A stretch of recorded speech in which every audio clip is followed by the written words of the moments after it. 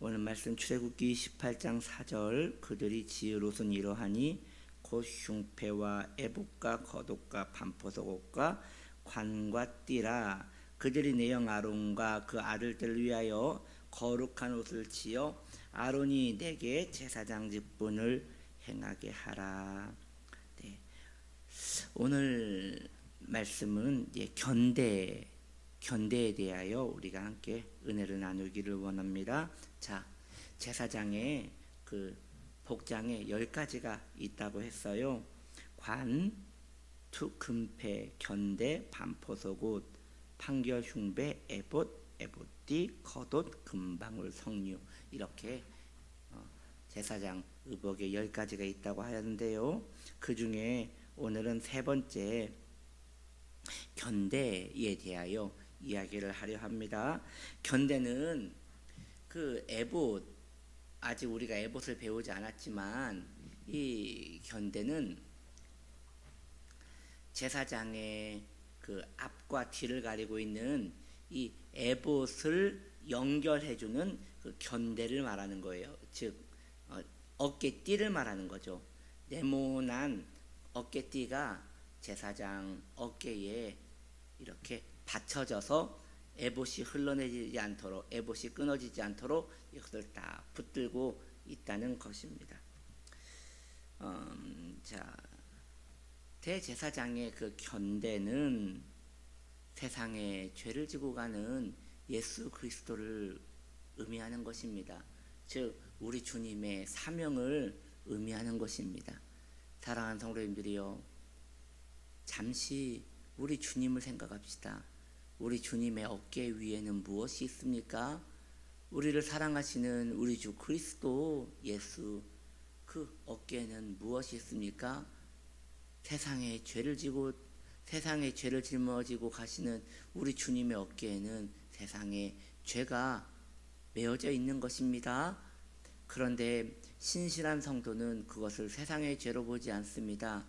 바로 오로지 자기 자신의 죄로만 보며 그것을 아파하는 것입니다.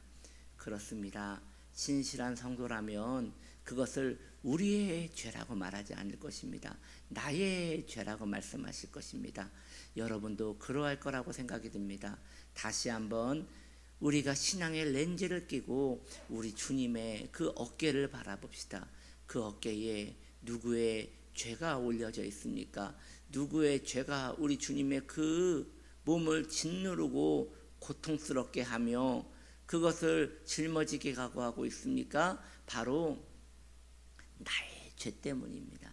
나의 죄 때문인 것입니다. 사랑하는 성도님들이여, 이러한 묵상을 매일매일 해야 할 필요가 있습니다. 왜냐하면 이것은 우리 안에 정욕을 다스리는 데에 매우 중요한 요소가 되기 때문입니다. 성도 안에 정욕이 있습니다. 성도 안에 옛사람이 있습니다. 이 옛사람은 아주 고약해요. 이 옛사람은 예수님에 대한 은혜를 잊어버리게 해요. 이 옛사람은 꼭 내가 주님을 위하여 신앙생활을 하는 것 같은 착각을 만들게 해요. 그 옛사람은 예수님을 눈치 보게 만들어요. 꼭 나는 잘했는데 신앙생활이 힘들어서 꼭 위로받으려고 한단 말이죠. 여러분, 신앙생활은 위로받을 필요도 없고요. 신앙생활은 못 간다고 괴로워할 것도 없는 것이에요.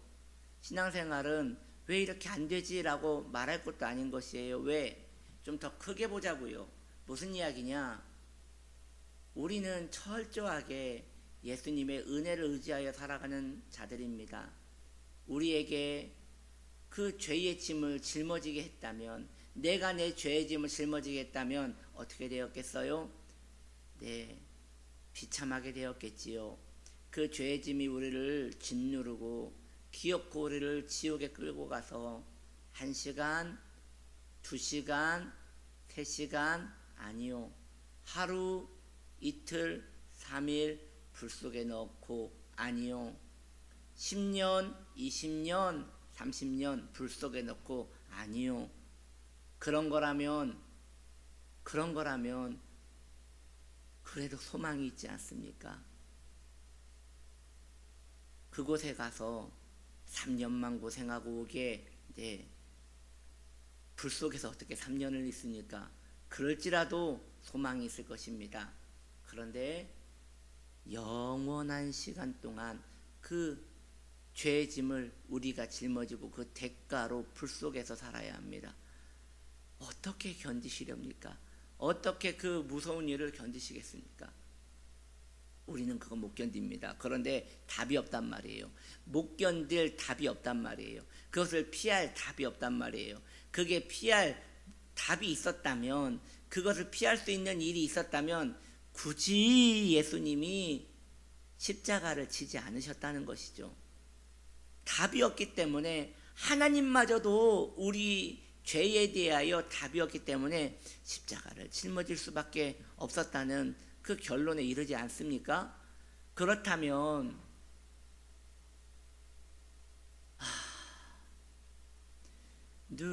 누군가 나 위하여 누군가 기도하네. 내가 홀로 외로워서 마음이 무너질 때 누군가 널 위해 기도하네. 네, 우리는 답이 없는 인생입니다. 그래서 예수님이 십자가를 짊어지신 것입니다. 이제 주님의 그 긍휼로 말미암아, 주님의 그 자비하심으로 말미암아, 주께서 나의 죄를 짊어지시고 가신 것으로 말미암아 우리는 정말 큰 은혜를 입었습니다. 그렇습니다. 그것 때문에, 우리 주님의 십자가 때문에, 내 죄를 짊어지고 가신 그분 때문에 우리는 지옥에 가지 않아도 되는 것이에요. 여러분 고맙지 않습니까? 자, 얼마나 고마워요? 이제 그걸 좀 얘기하려고 해요. 얼마나 고마운가? 고마워요? 예, 얼마나 고맙습니까? 이걸 지금 묻고 싶은 거예요. 많이 고마워요? 얼만큼 고마워요? 네. 이 영적인 것은 보이지 않는 거잖아요. 하나의 개념에 불과하잖아요. 믿음의 역사는 뭐냐면, 이 보이지 않는 이 믿음의 하나의 허상 같은 것이 내게 실상같이 믿어져서 확고하게 자리를 잡아서 그것 때문에 목숨도 걸 수 있는 것이 믿음이거든요. 자, 먼저 여러분이 구원을 믿음으로 받는 것을 알고 있을 것입니다. 그러면 그 믿음을 가지고 있는지 체크하세요. 그것이 고마워요? 얼마나 고마워요? 실상같이 느껴져야 그게 내 믿음이 되는 것이에요. 그랬대요. 한 성도님이 너무 아파서 누워서 일어나지를 못하는 것이에요. 네. 척추가 다 망가져서 일어날 수가 없대요. 병원에서도 손을 쓸 수가 없대요. 그래서 어느 기도만 하면 병이 난다는 그 신유 사역자한테 그 성도님을 들거에 실려서 갔대요. 가서 놀랍게 기적을 만났대요. 기도를 받고 그 허리가 틀어졌던 허리가, 망가졌던 허리가 기적적으로 주님의 능력으로 그 허리가 다시 새롭게 창조된 거예요. 등뼈가, 허리뼈가 다 우두둑 하면서 다 맞춰졌대요. 그리고 그 자리에서 일어났대요. 본인이 놀래서 얼떨떨했대요. 뭐 가족들은 말할 것도 없고요. 본인이 놀래서 이런 일이 있었단 말인가. 정말 하나님 살아계시는구나. 평생 누워서 살아야 한다고 했는데, 그래서 움직이지도 못하고 가족들이 등에 진물을 닦아주면서 정말 살았으나 사는 것이 아닌 그렇게 살아갔는데 죽지도 못하고 살지도 못하는 그런 인생이었는데 허리가 나았대요. 너무 신이 나서 뛰어보기도 하고 걸어보기도 하고 하는데 걸을 수 있는 거예요. 그런데 말이죠. 이제 그러고 그 성도님은 다시 갔지요. 그리고 제일 먼저 한 게 교회를 나갔대요.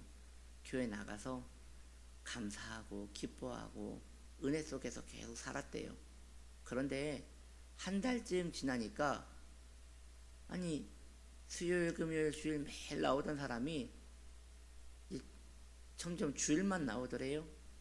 그러더니 좀 더 시간이 지나니까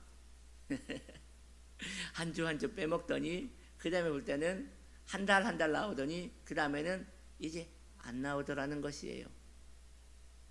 그래서 목사님 신방을 갔대요. 괘씸한 마음에 신방을 갔대요. 아니 어떻게 그럴 수 있습니까? 어떻게 그럴 수 있습니까? 그랬더니 그분이 그러더래요. 참 뭐라고 하느냐, 내가 그래서 헌금하지 않았습니까? 내가 그래서 헌금하지 않았습니까? 네.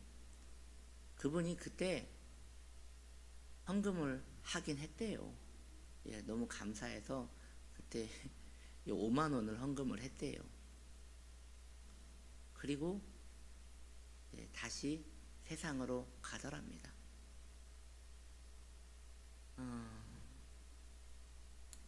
여러분 어때요? 그 얘기 들으니까 너무 괘씸하죠. 참 못됐죠.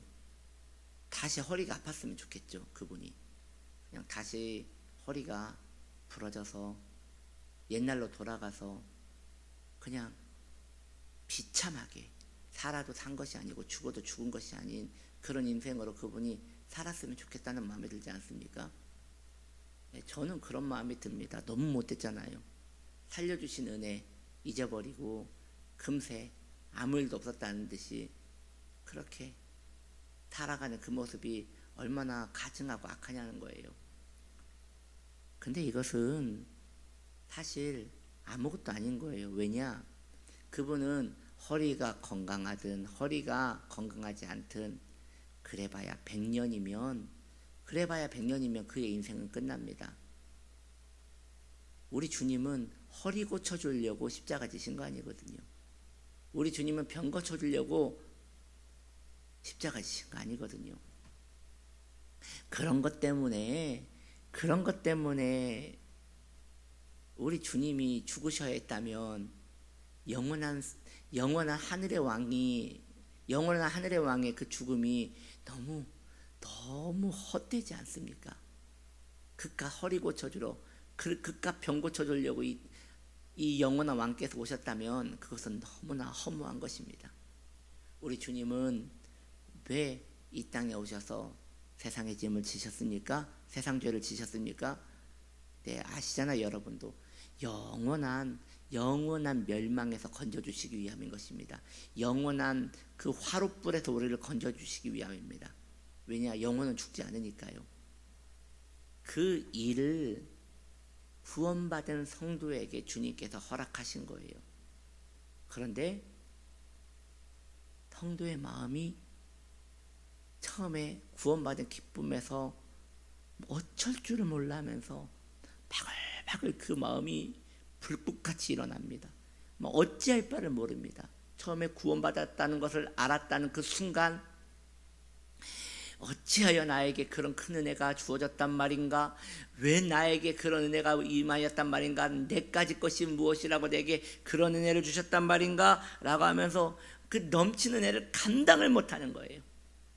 그런데 그 허리병 환자처럼 1년이 지나고 2년이 지나고 3년이 지나면서 구원이 당연하게 느껴지는 것이에요.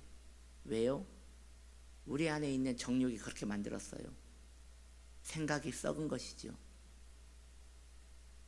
구원받은 영혼을 가졌으나 그 구원받은 영혼의 지성은 썩어서 쓸모가 없게 돼버린 것이에요.